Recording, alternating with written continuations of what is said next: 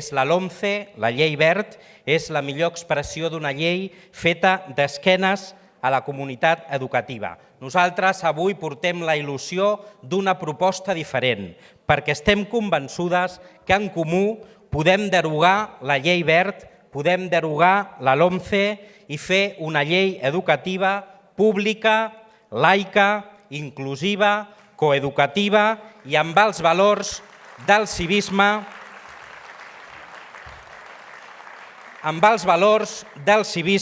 la solidaritat i la interculturalitat. És a dir, bàsicament una llei que lluiti contra les desigualtats també dins de l'aula. Per tant, hem de cridar molt fort, aquesta candidatura d'En Comú Podem, hem de cridar molt fort i li hem de dir: Rajoy, vigila, perquè en Comú us derogarem totes les vostres lleis retrògrades.